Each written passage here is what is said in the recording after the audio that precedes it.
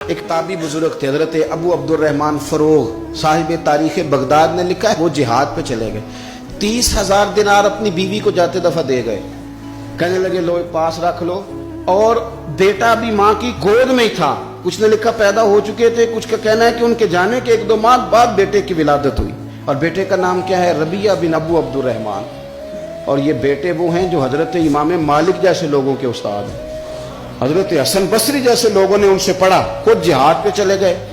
آج تو فوجیوں کی نوکری ہے نا جی، ان کا یہ نظام ہے کہ وہ جاتے ہیں، انہیں تنخواہ ملتی ہے، چھٹی پہ آتے ہیں۔ اس زمانے میں یہ تھا کہ مال غنیمت سے حصہ ملتا تھا، اور فتوحات کا یہ طریقہ تھا کہ یہ علاقہ فتح ہوا تو آگے چلے گئے، وہ فتح ہوا تو آگے چلے گئے، وہ فتح ہوا تو آگے چلے گئے، کسی نے لوٹنا ہے تو پابندی نہیں تھی، لوٹ سکتا ہے۔ کچھ لوگ جہاد میں ہی رہتے تھے۔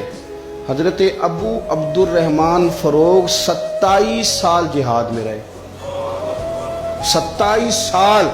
یہاں تو خاوند باہر ہو تو بہت ساری عورتیں کہہ دیتی ہیں کہ تیرے ابے نے تو صرف پیسے کمائے، مصیبتیں تو ساری میں نے دیکھی ہیں، معاذ اللہ۔ بعض جگہ، سب نہیں لیکن بعض جگہ کہہ دیتی ہیں کہ وقت تے سارے میں کیتے۔ 27 سال شوہر چلا گیا، واپس ہی نہیں آیا، 30,000 دینار دے کے چلے گئے۔ 27 سال کے بعد خیال آیا گھر کا، اب بیٹا محدث بن گیا، عالم بن گیا، اور کمال یہ کہ رہتے کہاں تھے؟ حضور کے مدینے میں، مدینہ النبی میں، مدینہ منورہ میں صلی اللہ تعالی علیہ وسلم۔ اور ان کے صاحبزادے حضرت ربیعہ یہ مسجد نبی میں، حضور کی مسجد میں بیٹھ کے نبی پاک کی حدیث پڑھایا کرتے۔ آئے گھر، دروازے پہ دستک دی، صاحبزادے نے دروازہ کھولا، نہ باپ بیٹے کو پہچانتا ہے نہ بیٹا باپ کو۔ جناب ابو عبدالرحمن اندر داخل ہونے لگے تو صاحبزادے نے کہا بوڑھے میاں میرے گھر میں بغیر اجازت کے کیوں داخل ہو رہے ہیں؟ تو وہ کہنے لگے تو بتا، تو نے میرے گھر پہ قبضہ کیوں کر رکھا ہے؟ اب جب بات زیادہ بڑھ گئی تو دونوں جانب سے لوگ جمع ہو گئے، شور اٹھا تو اندر سے والدہ نے سنا، پردہ سرکا کے دیکھا کہ میرے شوہر آ گئے 27 سال کے بعد، 27 سال کے بعد۔ آپ اپنے صاحبزادے سے کہنے لگے بیٹا ان کو اندر آنے جو، تمہارے والد ہیں۔ بڑا روئے باپ بیٹا، بڑا روئے۔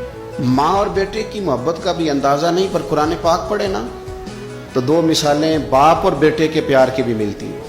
ایک حضرت یعقوب علیہ السلام کا جناب یوسف سے پیار، اور ایک حضرت ابراہیم کا حضرت اسماعیل سے پیار، اور جناب اسماعیل کی جناب ابراہیم کی فرما برداری کی مثال، اس کا بھی جواب کوئی نہیں۔ باپ اتنا رو رہے ہیں اور بیٹے کی یاد میں، اس کا بھی اندازہ کوئی نہیں کر سکتا۔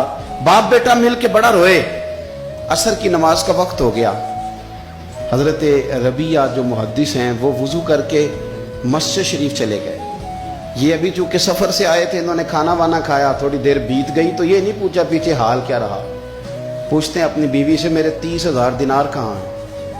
تو اہلیہ کہنے لگی مسجد جائیں نا، حضور کی مسجد میں عصر پڑھ کے آئیں، پھر میں بتاتی ہوں پیسے کہاں ہیں۔ حضرت ربیعہ نے امامہ باندھا، جبہ پہنا، حضور کی مسجد میں بیٹھے اور حدیث پاک کا درس دے رہے ہیں۔ سامنے حضرت حسن بصری جیسے، امام مالک جیسے لوگ بیٹھے ہیں۔ حضرت ابو عبدالرحمن فروغ جو ان کے والد تھے، عصر کی نماز پڑھ کے نا تو پوچھتے ہیں ایک شخص سے یہ کون ہے نوجوان کالی داڑھی والا، عمر زیادہ نہیں پر کس طرح شوق سے حضور کا دین بیان کر رہا ہے، کون ہے؟ تو بتانے والے نے کہا کہ حضور ایک نا ابو عبدالرحمن نام کے بزرگ ہیں، وہ 27 سال سے جہاد میں گئے ہوئے ہیں، یہ ان کا بیٹا ہے۔ یہ سنا کہ میرا پتر اتنا بڑا عالم، چھم چھم آنسو گئے، داڑھی بھر گئی آنسو، حضور کی مسجد میں تشکر کے آنسو، خوب روئے، خوب روئے۔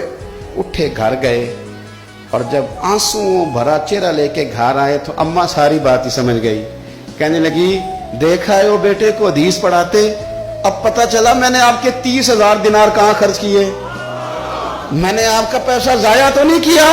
حضرت ابو عبدالرحمن فروغ فرمانے لگے رب تجھے صلہ دے اور میری طرف سے بھی دے، تو نے تو کمال کر دیا ہے۔